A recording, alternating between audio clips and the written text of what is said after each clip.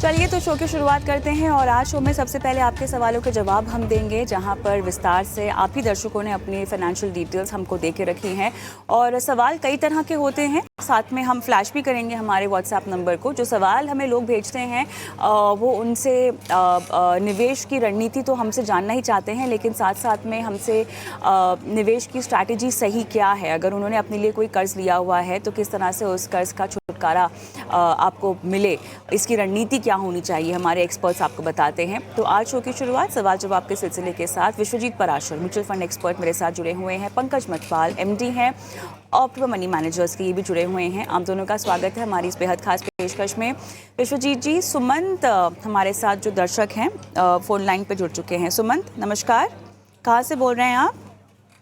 Ma'am Siliguri से बोल रहा हूँ। ऑलराइट, तो आपकी उम्र 45 साल की है और आप 37,000 की एसआईपी कर रहे हैं। 13 स्कीम्स हैं आपके पास और पिछले 10 साल से आप इन्वेस्ट कर रहे हैं। बच्चों की पढ़ाई लिखाई, खुद का रिटायरमेंट का गोल आपने अपने लिए रखा हुआ है। फंड्स क्योंकि बहुत सारे हैं तो मैं उनका नाम तो खैर नहीं लूँगी, लेकिन इसके अलावा मुझे जानना है कि आपने LTCG के बारे में जानकारी जो है वो लेनी है, और कंसोलिडेशन क्या करना चाहिए किसी पोर्टफोलियो में, ये भी आपको जानना है। क्या और कोई सवाल? नहीं मैम, मेरी 10 साल के पोर्टफोलियो में मुझे लगता है स्कीम मुझे काफी ज्यादा है, तो जस्ट उसको कंसोलिडेट करना चाहता हूँ मैं। ओके, और ठीक है, मेरी एसआईपी जैसे चल रही है वो ठीक ही चल रही है ऐसे। ठीक है सुमंत, आप अपनी गोल्स बताएंगे, आपको कितना कितना इकट्ठा करना है बच्चों की पढ़ाई के लिए और खुद के रिटायरमेंट के लिए? कितना समय है दोनों ही गोल्स को पूरा करने में? 45 ईयर्स के हिसाब से मेरे पास 15 साल रिटायरमेंट के हैं। मैं सेंट्रल गवर्नमेंट एम्प्लॉय हूँ और मैं बेटे के लिए अराउंड 40 लाख 7 ईयर्स उनका टारगेट है, ये मेरा एजुकेशन। ओके, ऑलराइट, 15 साल रिटायरमेंट के लिए और 7 साल आपके बेटे की पढ़ाई के खर्च के लिए जी। ऑलराइट, थैंक यू सुमंत, आपने जो डिटेल्स हमें और दी हैं। विश्वजीत जी, आपके पास आऊँगी मैं, बताइएगा क्या इनको बदलाव करने चाहिए? फंड्स बहुत सारे हैं विश्वजीत जी, एक बात बताइएगा, कितनी बड़ी प्रॉब्लम की बात है अगर आपने ऐसे 10-15 फंड्स अपने पोर्टफोलियो में डाल रखे हैं? ज़्यादा फंड्स डालने से तो ज़्यादा मुनाफा होना चाहिए हमें, क्या इनको मुनाफा हो रहा है जिस प्रकार से ये निवेश कर रहे हैं? बिल्कुल कविता जी नमस्कार, पंकज जी नमस्कार। कविता जी, बहुत इंपॉर्टेंट सवाल है कि मैं जितने भी पोर्टफोलियोज देखता हूँ, अक्सर निवेशकों की एक साइकोलॉजी होती है कि कोई भी एनएफओ आया तो ले लें, 10 रुपए में मिल रहा है, या कोई नया फंड आया, कोई नई अपॉर्चुनिटी है, तो कोशिश वो ऐसा करते हैं कि पोर्टफोलियो में बहुत सारे फंड्स इकट्ठे हो जाते हैं। और कहीं न कहीं जैसा आप बोल रहे हैं कि लाभ तो कम, क्योंकि ओवर डाइवर्सिफिकेशन हो जाता है, तो उसकी वजह से बहुत अच्छे रिटर्न्स का पोटेंशियल बल्कि थोड़ा कम हो जाता है। क्योंकि अगर आप देखें कि एक म्यूचुअल फंड में करीब-करीब 40-45 स्टॉक्स हैं, तो अगर आपने 12-13 फंड्स ले रखे हैं, तो उसको अगर 50 से मल्टीप्लाई करेंगे तो कितने सारे स्टॉक्स हैं। इतने तो स्टॉक्स ही नहीं जितने से म्यूचुअल फंड वाले उसमें से चुनाव करते हैं। तो कहीं न कहीं ओवर डाइवर्सिफिकेशन हो जाता है, वही सेम तरीके के शेयर्स आपके पोर्टफोलियो में ऐड ऑन हो जाते हैं। तो इसलिए हम अक्सर कहते हैं कि आपके पोर्टफोलियो में 7 से 8 फंड, चाहे आपका 2-3 करोड़ का भी पोर्टफोलियो है तो भी काफ़ी है। तो ज़रूरी नहीं है कि कोई भी एनएफओ आया तो आपको लेना है, या कोई भी एडवाइज़र या कोई भी आपको स्कीम लगती है कि बहुत अच्छे रिटर्न्स आई हैं, तो क्यों ना मैं इसको भी ऐड कर लूँ अपने पोर्टफोलियो में। आपको पोर्टफोलियो बनाना है अपने गोल्स के हिसाब से, अपने रिस्क प्रोफाइल के हिसाब से, और उसके हिसाब से 7-8 फंड बिल्कुल कंप्लीट होते हैं एक पूरे पोर्टफोलियो को देखने के लिए। तो मेरे हिसाब से सबसे पहली सलाह तो यही रहेगी सुमन जी, जो 13 फंड आप खुद भी समझ रहे हैं कि बहुत सारे फंड्स हैं, तो उसको हम कंसोलिडेट कर सकते हैं। और इसके लिए मैंने आपके लिए 7-8 फंड जो मैंने चुने हैं, जो आपके पोर्टफोलियो में से ही है, वो मैं आपको रिपीट कर देता हूँ। आईसीआईसीआई का prudential blue chip large cap fund है, बहुत अच्छा फंड है, कंसिस्टेंट रिटर्न रही है। वेरी एसेट का large and mid cap fund है आपके पास, उसमें भी बने रहें। आईसीआईसीआई प्रूडेंशियल का निफ्टी 50 फंड है, तो 2 लार्ज कैप हो गए, एक एक्टिव हो गया, एक इंडेक्स फंड हो गया। इसके अलावा एक फ्लेक्सी कैप फंड है आपके पास, पराग पारिक, उसमें भी बने रह सकते हैं। Kotak emerging equity fund, quant का स्मॉल कैप फंड और एसबीआई का फोकस इक्विटी फंड। तो ये सारे फंड्स काफी अच्छे हैं, इसमें आप निवेशित रहें। बाकी जितने भी फंड्स हैं वहां से आप निकल सकते हैं, और जो एसआईपी आपको एक्स्ट्रा हो रही है वो इन्हीं फंड्स में आप ऐड ऑन कर दें। इसके अलावा आपके पास एक श्रीराम का मल्टी एसेट एलोकेशन फंड भी है, वहां से आप स्विच करके यूटीआई के मल्टी एसेट एलोकेशन फंड में चले जाएं, तो ये टोटल पोर्टफोलियो आपका रहेगा और जो एसआईपी है वो इसी में ऐड ऑन हो जाएगी। अब करते हैं गोल्स की बात। आपके 2 गोल्स तय करे हुए हैं, आपके बच्चे की पढ़ाई और अपना रिटायरमेंट। तो मुझे अभी थोड़ा आइडिया नहीं है कि आपने रिटायरमेंट के लिए इन्फ्लेशन को कंसीडर किया है या नहीं किया, क्योंकि आपने गोल रखा है 15 साल बाद 2 करोड़। तो अगर 5% की इन्फ्लेशन भी मैं लेके चलूँ, तो ये 2 करोड़ अगर आज की वैल्यू में आपको चाहिए, जिसका मतलब है कि आपका खर्च 1 लाख रुपए करीब आपको चाहिए, तो 2 करोड़ चाहिए होता है। तो लेकिन 15 वर्ष के बाद इन्फ्लेशन को अगर ऐड ऑन कर दें, तो ये बन जाएगा 4 करोड़ 80 लाख रुपए। तो आपको देखना है कि आपने इन्फ्लेशन को कंसीडर किया है या नहीं किया।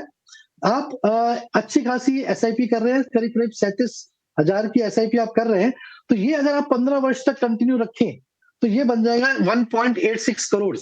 तो आपका मोटा-मोटी तो एक गोल यहीं से अचीव हो जाता है। जो आपका दूसरा गोल है बच्चे की पढ़ाई का, वो है 7 साल बाद, तो वो आपने 35 लाख का कॉर्पस ऑलरेडी बना रखा है। तो उस 35 लाख पे भी अगर हम 12% का सीएजीआर लेके चलें, तो 7 साल में भी ये 77 लाख रुपए हो जाएगा। तो 40 लाख का जो राशि आपने गोल रखी है, वो आप वहां से निकाल सकते हैं। और ये जो 37 लाख बच जाता है, इसको अगर हम अगले 8 साल के लिए भी निवेशित रखते हैं, तो ये भी करीब-करीब 1 करोड़ बन जाता है। तो सुमन जी, करीब-करीब आपके रिटायरमेंट में 3 करोड़ रुपया तो जुड़ जाएगा। बच्चे की पढ़ाई का जो 40 लाख है, वो भी आराम से निकल आएगा। बट आप ये ज़रूर ध्यान रखें कि इन्फ्लेशन आपने कंसीडर किया है या नहीं किया। अगर ये नहीं किया है, तो आपको और अधिक एसआईपी की आवश्यकता पड़ सकती है। तो मेरे हिसाब से यही सलाह है। बहुत-बहुत शुभकामनाएँ। सुमंत, क्या आप ऑनलाइन पर हैं मेरे साथ? आपको वैसे काफ़ी विस्तार से बता दिए गए हैं जो बदलाव करने की ज़रूरत है, निवेश की राशि बढ़ाने की भी आपको सलाह दी जा रही है। क्या आपका और कोई सवाल है विश्वजीत जी से? एक क्वेश्चन था कि जिन फंड से उन्होंने रिकमेंड किया है एग्जिट करने के लिए, उनको सारे रिडीम करने के बाद उस अमाउंट को कैसे री इन्वेस्ट करेंगे? आपकी सभी एसआईपीज को 1 साल से ज़्यादा हो जाने दें सबसे पहले तो, और उसके बाद बताइएगा विश्वजीत जी कैसे अपने पैसा निकाल कर फिर कहीं और निवेशित करना चाहिए इनको। बिल्कुल कविता जी, आपने बिल्कुल सही जवाब दिया कि 1 साल के लिए वेट करें एसआईपी का। कोई एग्जिट लोड होगा तो वो भी बच जाएगा। और उसके बाद जो पैसा है, जो जुड़ जाएगा, जो जुड़ा हुआ पैसा है, कॉर्पस है, उसको आप एसटीपी के तहत इन्हीं फंड्स में निवेश करें। कोई नए एडिशनल फंड्स की आवश्यकता नहीं है। वही पैसा आप इन्हीं के लिक्विड फंड्स में ले लें और 3-6 महीने में उसको ट्रांसफर कर दें इन्हीं फंड्स में। तो आपको मार्केट की उतार-चढ़ाव से भी बचाव हो जाएगा, रिस्क भी कम हो जाएगा और सेम पोर्टफोलियो है तो आप ट्रैक भी इजीली कर पाएंगे। All the best Sumant. आगे बढ़ते हैं। सतीश हमारे साथ फोन लाइन पर हैं ठाणे महाराष्ट्र से। सतीश, हाय, गुड इवनिंग, कैसे हैं आप, क्या करते हैं? हम government employ, state government employ.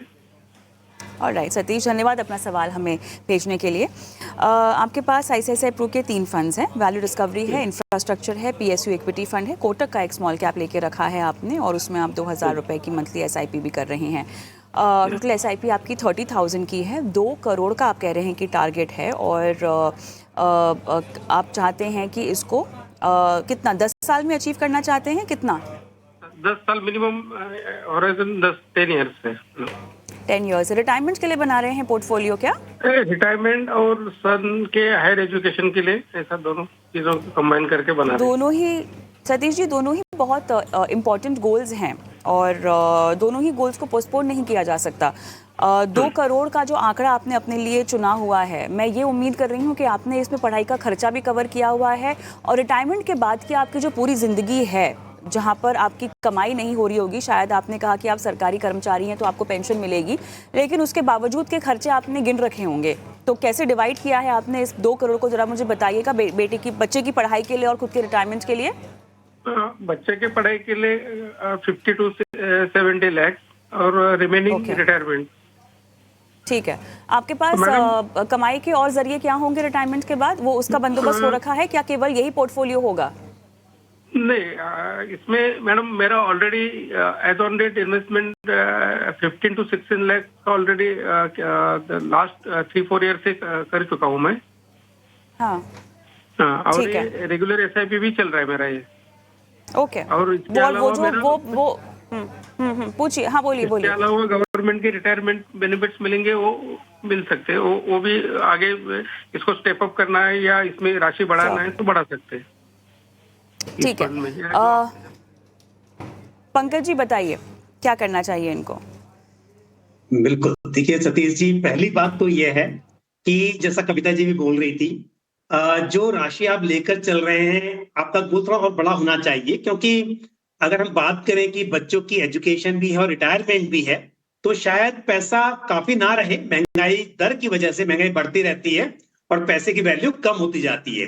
लेकिन उससे बड़ी बात यह है कि जो टारगेट आप लेके चल रहे हैं 2 करोड़ का, अगर 30,000 रुपीज पर मंथ की एसआईपी से मैं कैलकुलेट करूं 12% के सीएजीआर पर, 12% की कंपाउंडेड एनुअल ग्रोथ हम मानकर चले, तो करीब 18 साल लग जाएंगे 2 करोड़ इकट्ठा करने के लिए। तो और दूसरी बात यह, चलिए मैं आपको सलाह दूंगा कि 10% से हर साल आप स्टेप अप कीजिए, लेकिन अगर वो भी कैलकुलेट करते हैं तो भी करीब 14 साल लगते हैं। और आपने कहा है कि 10 साल में आपको ये गोल अचीव करना है, तो आपको अमाउंट थोड़ा और बढ़ाना होगा। पहली बात तो 30 की बजाय आप इसे कितना कर सकते हैं, 35-40 हजार रुपया महीना कर लीजिए, जितना भी मुमकिन हो। और उसके बाद हर साल आप कम से कम 10% से अपनी एसआईपी के अमाउंट को जरूर बढ़ाएं। तो ये आपको करना है। अब आते हैं फंड्स पर। देखिए, फंड्स आपके पास अच्छे हैं, लेकिन आपने तो थीमेटिक फंड्स लिए हुए हैं। 3 फंड्स हैं आपके पास आईसीसी प्रूडेंशियल के, जिसमें से 2 थीमेटिक फंड्स हैं, एक स्मॉल कैप फंड भी आपके पास है और एक ICC prudential value discovery fund आपके पास है, जो कि एक बहुत ही अच्छा फंड है। तो यहां पर भी थोड़े से बदलाव की मैं आपको राय दूंगा। एक तो ये है कि आईसीसी प्रूडेंशियल वैल्यू डिस्कवरी में तो आप बिल्कुल बने रहें, लेकिन जो दूसरे फंड्स हैं आईसीसी प्रूडेंशियल के, चाहे वो पीएसयू इक्विटी फंड और साथ ही इंफ्रास्ट्रक्चर फंड, क्योंकि आप बात करें लंबी अवधि की, तो मेरी राय ये होगी कि आपको डाइवर्सिफाइड फंड्स में स्विच करना चाहिए। और डाइवर्सिफाइड फंड्स में आईसीसी प्रूडेंशियल का फ्लेक्सी कैप फंड भी बहुत अच्छा है, लेकिन क्योंकि ऑलरेडी आपके पास वैल्यू डिस्कवरी फंड है, तो आप दूसरे फंड हाउस का फ्लेक्सी कैप फंड ले सकते हैं। और ऐसे में Bajaj Finserv flexi cap fund एक अच्छा फंड है, Nippon India flexi cap fund अच्छा है। तो इनमें से कोई एक फंड आप चुन लें, तो एक फ्लेक्सी कैप फंड आपके पास हो जाएगा, एक आपके पास स्मॉल कैप फंड है, और साथ ही आपके पास में एक वैल्यू स्टाइल का वैल्यू डिस्कवरी फंड है आईसीसी प्रूडेंशियल का, और साथ ही एक Motilal Oswal mid cap fund, ये भी आप ऐड कर लें। तो mid cap fund, small cap fund, flexi cap fund और साथ ही वैल्यू डिस्कवरी फंड, ये आपका एक अच्छा पोर्टफोलियो बनेगा। तो इसके साथ आप आगे बढ़े, ये बेहतर रहेगा। ऑलराइट, सतीश, कुछ बदलाव आपके पूरे पोर्टफोलियो में आपके फंड्स मिक्स में बताया गया है। कोई सवाल आपको और पूछना है पंकज जी से? सेटिस्फाइड है मैडम, क्योंकि उन्होंने जो सजेशन दिया, क्योंकि मेरा जो टारगेट है वो 10 साल के पास करना है, तो स्टेप अप और एडिशनल अमाउंट उसमें इन्वेस्ट करना है, बस नहीं। जी जी, आगे बढ़ते हैं हम। हमारे साथ हमारे अगले दर्शक भी फोन लाइन पर जुड़े हुए हैं, दीपक जाधव। दीपक नमस्कार, कहाँ से बोल रहे हो आप? नमस्कार मैडम, मैं दीपक बोल रहा हूँ मुंबई से, नवी मुंबई से। अच्छा दीपक, आपने कुछ फंड्स जो अपने पोर्टफोलियो में डाल रखे हैं, उसमें से axis small cap, mid cap, बंधन का स्मॉल कैप, कैनरा बैंक का ब्लू चिप फंड है, एचडीएफसी का मिड कैप अपॉर्चुनिटी है, कोटक का स्मॉल कैप, मिरासिट का large and mid cap, Motilal Oswal mid cap, SBI blue chip, SBI small cap है। 5,000 रुपये हर फंड में आप डाल रहे हैं। 85 लाख रुपये आपके पूरे पोर्टफोलियो की वैल्यू है। इसके अलावा आपको इन्वेस्ट करना है 5 लाख रुपए, वन टाइम लमसम इन्वेस्टमेंट भी है। 8 करोड़ 10 साल में। आप फिलहाल 40 साल की उम्र है आपकी और आप 50 में रिटायर भी होना चाहते हैं। दीपक, इतने सारे फंड्स जोड़ने के पीछे क्या वजह हो सकती है? मैडम क्या था, जो भी मतलब कंटिन्यूस रहता था मेरा एसआईपी, बट कुछ नया फंड कोई अच्छा परफॉर्म देता है तो उसमें मैं इन्वेस्ट करता चला गया था, इसके लिए वो फंड्स बढ़ गए मेरे। ऐसा लगता नहीं है कि स्मॉल कैप मिड कैप को ज़्यादा ही बटोर लिए हैं? मैडम मेरा क्या था, मेरा हॉराइजन 10 साल का है, but I am ready to take risk, that's why I have chosen that. तो अभी मिड कैप स्मॉल कैप की परफॉर्मेंस कैसी लग रही है आपको? पिछले 6 महीने की परफॉर्मेंस अगर मैं कहूँ तो लास्ट 3 मंथ में तो थोड़ा ऑलमोस्ट 15% मेरा डाउन आया है। बिल्कुल यही प्रॉब्लम है, और आपने तो खूब सारे उठा रखे हैं अपने मिड कैप स्मॉल कैप। चलिए छांटना होगा इनको और बताते हैं आपको कि 5 लाख रुपए भी आपको कहाँ डालने चाहिए। एक ही बार में डालने चाहिए कि उनको भी चरणों में आपको डालना चाहिए? ठीक है, विश्वजीत जी आपके पास है मेरे ख्याल से इनका सवाल, है ना? जी बिल्कुल कविता जी। जी बताइए। तो कविता जी, जो आपने सवाल पूछा कि आखिरी 6 महीने में स्मॉल कैप की परफॉर्मेंस कैसी है, उससे काफी सवालों के जवाब मिल जाते हैं। तो जब भी नॉर्मली निवेशक रिटर्न्स को चेज करते हैं कि जहां पे अच्छी रिटर्न्स दिखाई देती है, उस तरीके के खूब सारे फंड्स चुनाव कर लेते हैं, रख लेते हैं अपने पोर्टफोलियो में। ऐसा ज़रूरी नहीं है कि आप जादव जी अगर आप रिस्क ले सकते हैं तो आपको उसी कैटेगरी के 4 फंड चाहिए। तो वो उस कैटेगरी के 2 फंड्स भी काफ़ी हैं, रिटर्न्स तो उसके आस-पास ही रहेगी अगर आप स्मॉल कैप लेते हैं या मिड कैप लेते हैं।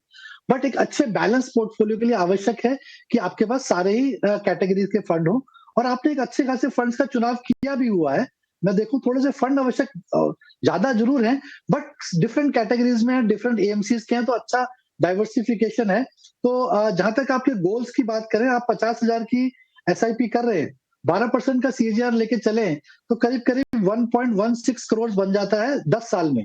तो थोड़ा टाइम होराइज़न कम है क्योंकि 10 साल है और जो आपने 85 लाख रुपए जोड़े हुए हैं कॉर्पस, इसको भी अगर हम 12% का सीएजीआर लेके चलें, तो 2.63 करोड़ बन जाता है।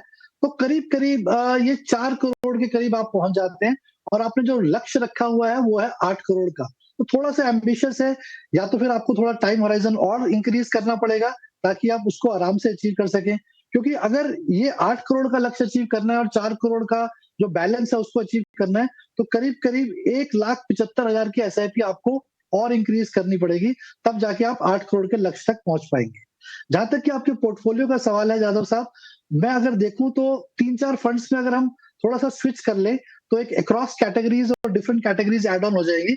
तो मेरे हिसाब से एसबीआई ब्लू चिप फंड से निकल कर आप एसबीआई के लार्जर मिड कैप फंड में जा सकते हैं, सेम एएमसी में है, और एसबीआई का स्मॉल कैप फंड से निकलकर आप एसबीआई का कॉन्ट्रा फंड ले सकते हैं, तो एक डिफरेंट इन्वेस्टमेंट स्टाइल भी हो जाएगा, क्योंकि आपके पोर्टफोलियो में करीब-करीब 3 मिड कैप और 4 स्मॉल कैप फंड्स हैं। तो वहीं उन फंड्स को थोड़ा-सा कम करना पड़ेगा और कोशिश कर रहे हैं कि डिफरेंट कैटेगरीज़ में हम उनको स्विच कर सकें।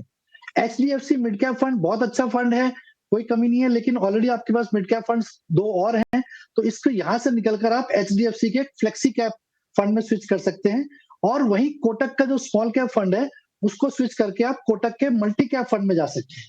तो ये 3 स्विच करेंगे तो डिफरेंट कैटेगरीज़ भी हो जाएँगी और सेम कैटेगरीज़ के फंड थोड़े से कम हो जाएँगे और मेरे हिसाब से एसआईपी आपको इंक्रीज़ करनी पड़ेगी और ये थोड़ा-सा बदलाव करना पड़ेगा और कोशिश करें, अगर 50 में नहीं तो आप अपने लक्ष्य को टाइम होराइज़न में थोड़ा इंक्रीज़ कर सकते हैं, ताकि आप 8 करोड़ के लक्ष्य तक पहुँच सकें। ऑलराइट, दीपक जाधव, आपके पोर्टफोलियो में ये बदलाव और साथ ही जो आपको निवेश करना है लमसम, उसका भी जवाब देते हुए विश्वजीत, कोई सवाल पूछना है आपको? चलिए, इनका फ़ोन डिस्कनेक्ट हो गया। हमारे साथ हमारे दर्शक बालाजी भी काफ़ी समय से फ़ोन लाइन पे इंतज़ार कर रहे हैं, लेकिन बालाजी थोड़ा सा और इंतज़ार करें क्योंकि हमें एक छोटा सा ब्रेक लेना होगा। ब्रेक से लौटते हैं और उसके बाद सवाल जवाब का सिलसिला जारी है। और ब्रेक पर जाऊँ उससे पहले एक व्हाट्सएप नंबर और बाकी तमाम सोशल मीडिया के जो आईडीज़ हैं वो आपकी स्क्रीन पर फ्लैश हो रहे हैं। सवाल लगातार भेजते रहिएगा। मिलती हूँ ब्रेक के बाद।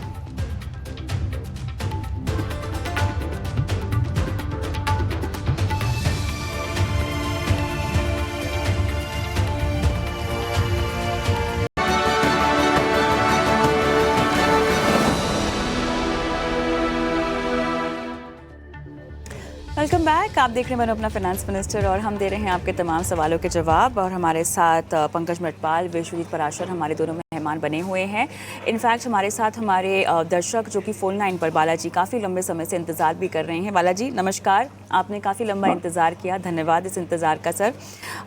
बताइए, 41 ईयर्स ओल्ड और आपने पीजीएम इंडिया फ्लेक्सी कैप में निवेश कर रखा है और अप्रैल 2022 से आप इसमें निवेश कर रहे हैं, लेकिन बेंचमार्क को ये फ़ंड जो है वो बीट नहीं कर पा रहा है। लगभग 2.5 साल से आप चिंतित हैं कि इस फंड में बने रहें या इससे निकल जाएं और 15 साल के लिए आपको इन्वेस्टमेंट करनी है और इसीलिए आप सलाह चाहते हैं। सर, और कोई एडिशन करना है सवाल में? नहीं मैडम, दैट्स इट। पोर्टफोलियो में और भी कोई फंड्स हैं कि आपने केवल इतनी ही इन्वेस्टमेंट कर रखी है 5,000 रुपए की? Madam, actually I have other 4 funds, which is SBI focused fund and Quant Active fund and Canara Robeco Blue Chip Equity fund, and they are all for special financial targets, and they have been beating the benchmarks and they are above 20% CAGR. But my worry is only about this one, which I have got a separate startup after 15 years for my aqua business. For that, I am planning to have 45 to 50 lakhs for this. but I'm worried about this because since 2.5 years this fund is आपका fund perform underperforming. नहीं कर रहा है, उसके लेके आप चिंतित या, हैं। चलिए ठीक है, या, सवाल समझ में आ गया है मुझे। मैं अभी सीधा पंकज जी के पास जाती हूँ। तो पंकज जी, देखिए, फ्लेक्सी कैप कैटेगरी, अमूमन जितने भी फंड्स हमें पता है इस कैटेगरी में, ये थोड़े से जिनका झुकाव लार्ज कैप्स की ओर ज़्यादा है। तो पीजीएम फ्लेक्सी कैप का झुकाव फंड मिक्स के लिहाज से अक्रॉस मार्केट कैप्स क्या है, और अपने पीयर्स के मुकाबले ये कितना अंडर परफॉर्म कर रहा है? ज़रा अगर इसका भी आप हमें कोई जानकारी दे पाएँ। बिल्कुल सही कहा। देखिए कविता जी, ऐसा है कि फ्लेक्सी कैप फंड में फ्लेक्सिबिलिटी है, तो फंड मैनेजर्स डिसाइड कर सकते हैं कि कहां पर उनको एलोकेशन ज्यादा रखना है। और जैसा आपने कहा कि अधिकतर फंड्स में देखा गया है इस वक्त पर कि लार्ज कैप में झुकाव ज्यादा है, लेकिन इंडस्ट्री में कुछ फंड्स हैं, जैसे उदाहरण के तौर पर जेएम फ्लेक्सी कैप फंड है या Bajaj Finserv flexi cap fund है, जहां पर allocation large cap, mid cap, small cap सभी तरह के मार्केट शेयर्स में है। बट अगर हम बात करें PGIM India flexi cap fund की, तो इसका झुकाव लार्ज कैप की तरफ ज्यादा है। स्मॉल कैप में तो ना के बराबर है, मिड कैप में भी एलोकेशन कम है और लार्ज कैप में ज्यादा है। हालांकि एलोकेशन के हिसाब से मैं कहूंगा कि ये खराब नहीं है। ऐसे मार्केट में लार्ज कैप में एलोकेशन होना मेरे हिसाब से अच्छा है।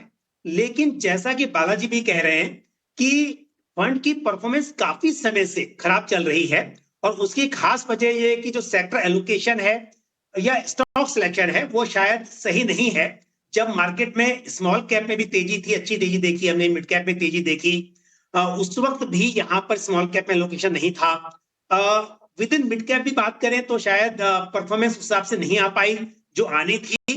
तो बालाजी जी की चिंता जो है वो बिल्कुल जायज है। और बालाजी, आपके पास ऑलरेडी, क्योंकि large and mid cap fund है, आपके पास फोकस इक्विटी फंड है, आपके पास मल्टी कैप फंड भी है, तो इस फ्लेक्सी कैप फंड से यदि आप स्विच करना चाहते हैं तो बिल्कुल आप कर सकते हैं। ये सही रहेगा। पहला काम तो क्या कीजिए कि आप एसआईपी बंद कीजिए इसमें, क्योंकि आपकी एसआईपी चल रही है। तो सबसे पहला काम ये कीजिए कि एसआईपी रोक दीजिए, और एसआईपी जो आपको आगे करनी है इस अमाउंट की, वो आपके पास क्योंकि हर तरह के फंड हैं, तो या तो आप ऐसे ही जो आपके पास मल्टी कैप फंड है उसमें आप ऐड कर सकते हैं, या फिर large and mid cap fund है उसमें भी ऐड कर सकते हैं।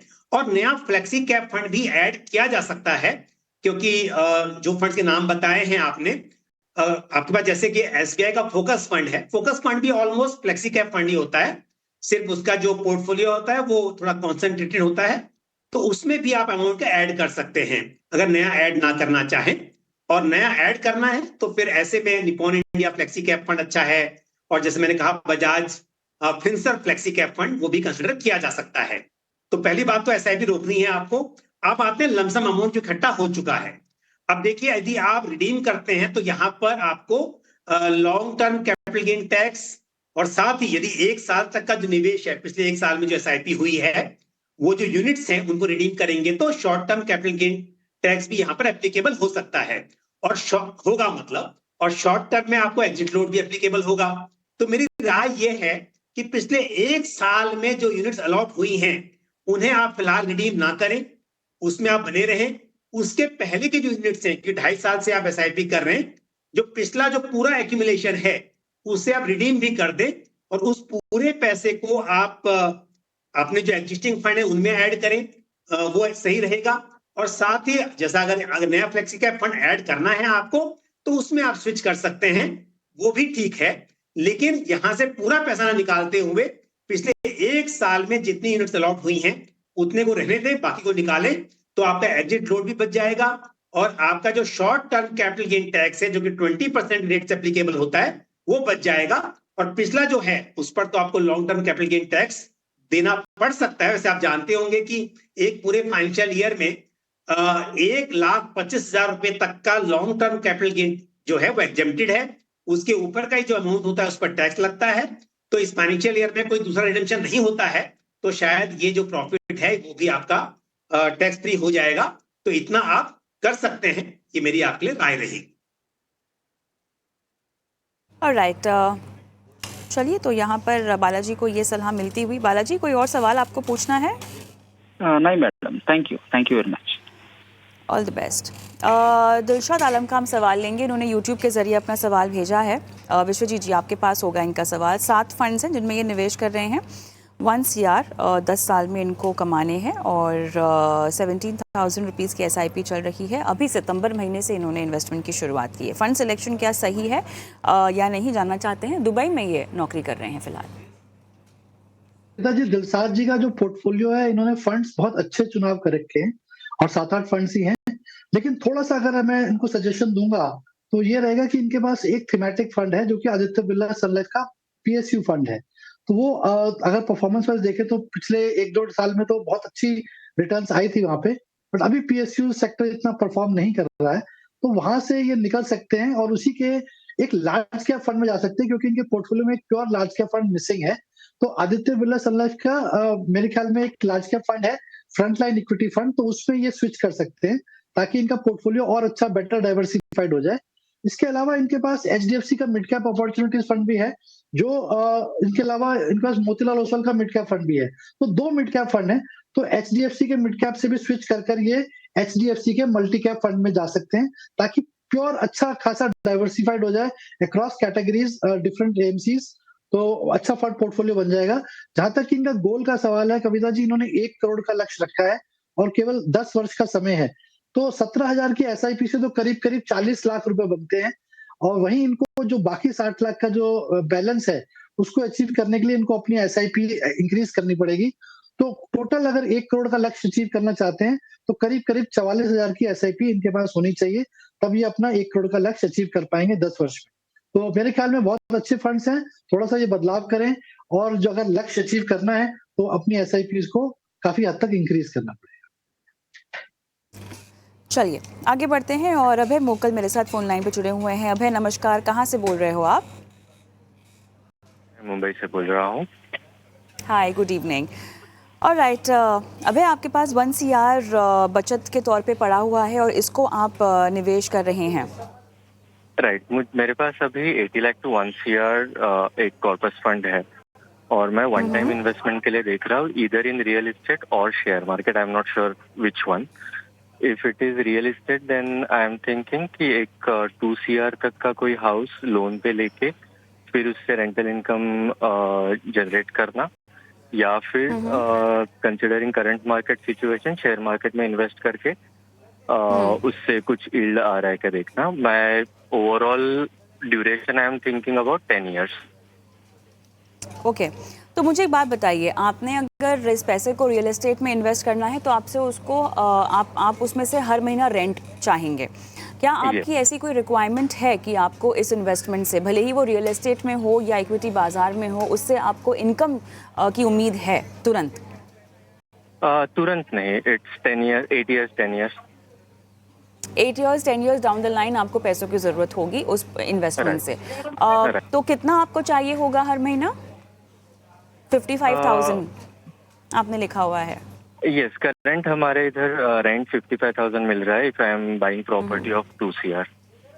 ओके ओके, चलिए बताते हैं कि क्या करना आपके लिए सही होगा। और पंकज जी बताइए, अब अगर इन्हें रियल एस्टेट में वो डालना है तो टोटल इनको 2 CR थोड़ा सा लोन लेकर कह रहे हैं घर खरीदना होगा, और रेंटल यील्ड क्योंकि फ़िलहाल 55 है तो उतनी के हिसाब से इनको रेट मिल जाएगा। लेकिन म्यूचुअल फंड पोर्टफोलियो से अगर इनको 8 या 10 साल के बाद 55,000 रुपये हर महीना चाहिए हो तो कैसी प्लानिंग की जाए? बिल्कुल, देखिए अभय जी, आपका सवाल का अगर स्ट्रेट फॉरवर्ड आंसर देना हो तो मैं सीधा बोल दूं आपको कि आप बिल्कुल म्यूचुअल फंड्स में, यानी कि शेयर मार्केट में थ्रू म्यूचुअल फंड या PMS, जिस तरह से भी किसी एक्सपर्ट की मदद से आप इन्वेस्ट करें। उसकी वजह यह है कि रियल एस्टेट में जैसे आप कह रहे हैं कि 2 करोड़ की प्रॉपर्टी आप बाय करेंगे और उस पर 55,000 करीब का आपको रेंट आएगा, तो रेंटल यील्ड जो है करीब करीब आपके आते 3% की निकल कर। और आप जानते हैं कि आप मुंबई की बात कर रहे हैं तो मेंटेनेंस भी आपको पे करना है। अगर 55,000 रुपए का रेंट आएगा, उसका अगर 10,000 के आसपास भी महीने का मेंटेनेंस होगा, वो maintenance as an owner, property के आप ऑनर हैं तो आपको मेंटेनेंस पे करना है, तो आपकी यील्ड और भी कम हो जाती है। उसके ऊपर से प्रॉपर्टी टैक्स भी आपको पे करना होता है। उसके अलावा आप ये कह रहे हैं कि आपको लोन भी लेना पड़ेगा। अगर 2 करोड़ की प्रॉपर्टी लेनी है, 1 करोड़ रुपया आपने डाउन पेमेंट कर दिया, 1 करोड़ का भी लोन लिया, लोन के ऊपर आप 8.5-9% के आसपास का इंटरेस्ट मानकर चलिए, तो एक्चुअली आपकी जो रेंटल यील्ड है वो तो बहुत ही कम बच जाएगी, 3% की जगह पे भी वो 2.5% है, उससे नीचे आ जाएगी। अगर हम बात करें कैपिटल एप्रिसिएशन की, तो आप देख रहे हैं कि मुंबई में, वैसे तो पूरे इंडिया की बात कर रहे हैं, पर मुंबई में क्योंकि मैं भी रहता हूं तो मैं आपको पूरा बता सकता हूं कि कैपिटल एप्रिसिएशन भी बहुत ज्यादा नहीं है। तो ऐसे में प्रॉपर्टी में इन्वेस्ट करना, और फिर 10 साल के बाद जो बात कर रहे हैं कि वहां पर आपको रेगुलर इनकम भी हो या फिर उस तरह से जरूरत है, या आपको लिक्विडिटी की जरूरत पड़े तो वो भी डिफिकल्ट होता है। तो बिल्कुल भी रियल एस्टेट में इन्वेस्टमेंट के हिसाब से आप बिल्कुल ना सोचे। आजकल तो बहुत सारे फाइनेंशियल प्लानर्स इस बात को भी कहते हैं कि घर रहने के लिए भी आप रेंट पे रहें और खुद का घर ना खरीदें। पर अगर रहने की बात हो, मैं फिर भी कहूंगा कि आपको अपने रहने के लिए एक घर रखना ये मेरे हिसाब से गलत नहीं है। बट जब बात आती है इन्वेस्टमेंट की, तो मैं बिल्कुल इस बात से इत्तेफाक नहीं रखता। तो आपको इन्वेस्टमेंट नहीं करना चाहिए घर में। उसकी जगह पे आप सिंपली म्यूचुअल फंड्स में अलग अलग तरह के म्यूचुअल फंड्स आप बनाएं पोर्टफोलियो, किसी फाइनेंशियल प्लानर की मदद से। आप म्यूचुअल फंड्स के जरिए शेयर मार्केट में करें, पीएमएस में करें, बट अल्टीमेटली अच्छे इक्विटी में आपका इन्वेस्टमेंट होना चाहिए। और जैसा आप कह रहे थे 8-10 साल के बाद में रेगुलर इनकम की बात, तो एसडब्ल्यूपी का हमारे पास ऑप्शन होता है। अगर मैं 12% के हिसाब से भी कैलकुलेट करूं तो 5 साल में पैसा डबल हो जाता है। तो 10 साल में आपका पैसा 4 गुना हो सकता है। अगर 1 करोड़ का 4 करोड़ हो गया आपका 10 साल में, और उसके बाद आप सिंपली 0.5-0.6% के हिसाब से हर महीना पैसा विड्रॉ करना चालू करेंगे, तो भी इससे कहीं ज्यादा आप हर महीना पा सकेंगे। तो सिंपली आप ज्यादा सोचिए मत, स्ट्रेट फॉरवर्ड म्यूचुअल फंड्स में इन्वेस्ट कीजिए, और इससे आपकी ज्यादा कैपिटल बिल्ड होगी और फिर रेगुलर इनकम आप पा सकते हैं। अब है क्या आप सेटिस्फाइड हैं? क्या आपको जवाब समझ में आया? चलिए, यहाँ पर शायद कॉल डिस्कनेक्ट हो गया है, लेकिन अगले दर्शक का सवाल ले लेते हैं हम झटपट। राज का, नई दिल्ली से ये हैं। राज, आपको मेरी आवाज़ आ रही है? Yes ma'am. ऑलराइट, आपने 5 महीने पहले इन्वेस्टमेंट शुरू की है राज, जो जानकारी आपने हमें दी है। आईसीआईसीआई का कॉर्पोरेट बॉन्ड फंड है आपके पास, एक्सिस का स्मॉल कैप, कोटक का blue chip, Nippon India growth आपके पास है। कॉर्पोरेट बॉन्ड फंड आपने क्यों डाला पोर्टफोलियो में, कुछ बताएंगे?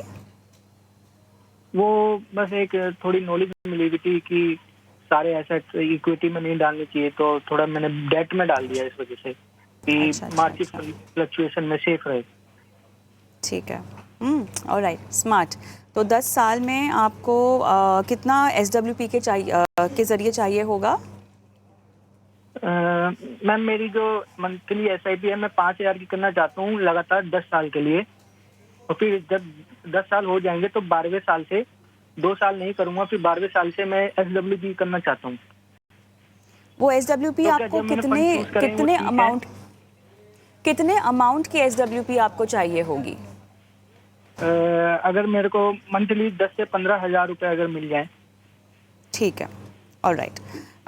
विश्वजीत जी, आपके पास है ये सवाल। तो 10 साल के बाद या 12 साल के बाद इनको मंथली 10 से 15 हजार रुपए मिले, उसके लिए इनको कितना इकट्ठा करना होगा? राज जी, आपने ये 5,000 टोटल एसआईपी कर रहे हैं या हर फंड में 5-5 हजार की एसआईपी कर रहे हैं?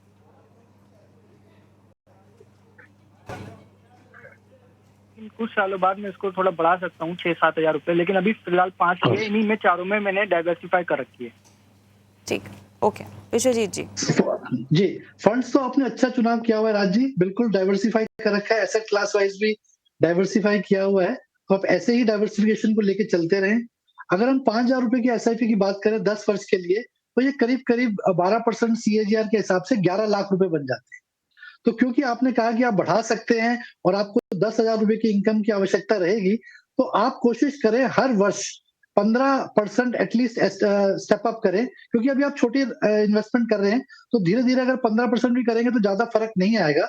तो आप 15% का स्टेप अप करें, तो ये करीब करीब 10 साल में 20 लाख रुपए बन जाएगी। और वही ये 20 लाख रुपए से आप 10 या 12 साल के बाद जब एसडब्ल्यूपी करेंगे, सिस्टमैटिक विड्रॉल प्लान करेंगे, तो 6% के हिसाब से भी अगर आप विड्रॉ करेंगे तो आपको 10,000 रुपए हर माह मिलते रहेंगे। और ये जो पैसा है 20 लाख, ये भी बढ़ता रहेगा, ये भी कम नहीं होगा, क्योंकि आप 12% का रिटर्न लेके चल रहे हैं और 6% ही निकाल रहे हैं। तो वो कॉर्पस भी बढ़ता रहेगा और 10,000 रुपए की इनकम भी आपको आराम से आती रहेगी। आगे चल के कुछ और फंड्स भी ऐड कर सकते हैं, फ्लेक्सी कैप या फिर वैल्यू स्टाइल फंड्स को ऐड करें ताकि आपका पोर्टफोलियो और डाइवर्सिफाइड हो जाए, और कोशिश करते रहें जितना स्टेप अप हो उतना अच्छा है, ताकि आप वहां से चल के एक अच्छी कॉर्पस बना सकें और फिर हर महीने वहां से कुछ पैसा विड्रॉ भी कर सकें। राइट, चलिए राज, तो आपका पोर्टफोलियो तो सही है, बस आपको अपना निवेश शायद बढ़ाने की सलाह यहाँ पे दी जा रही है। जितना हो सके जो है आपको स्टेप अप करने की सलाह दी जा रही है। इसी के साथ बहुत बहुत धन्यवाद पंकज जी आपका, विश्वजीत जी आपका, समय निकाला और दर्शकों का फाइनेंशियल पोर्टफोलियो देखा और उनको सलाह दी। धन्यवाद। हम रुकेंगे एक ब्रेक के लिए, लेकिन ब्रेक के उस पार इंश्योरेंस के पहलू पर बात करेंगे, और उसमें भी जब हम क्रिटिकल इलनेस की बात करते हैं और कैंसर की बात करते हैं तो कैसे खास कैंसर पॉलिसीज़ आपके पास होनी चाहिए। जिस तरह से हम देख रहे हैं कि कैंसर के मरीज़ रोज़ाना हर साल देश में बढ़ रहे हैं और उनकी जो इलाज का जो खर्च है वो भी लगातार बढ़ता जा रहा है। अब इस खर्चे को आप कैसे कवर कर सकते हैं एक सही कैंसर केयर पॉलिसी के ज़रिए, और अगर कैंसर की पॉलिसी नहीं और अगर आप अपने हेल्थ पॉलिसी में से कुछ कवरेज करवाना चाहते हैं तो वो भी कैसे आप कर सकते हैं, कैसे अपने कवर को बढ़ा सकते हैं। तमाम सवालों के जवाब लेंगे हमारे एक्सपर्ट से इस ब्रेक के बाद।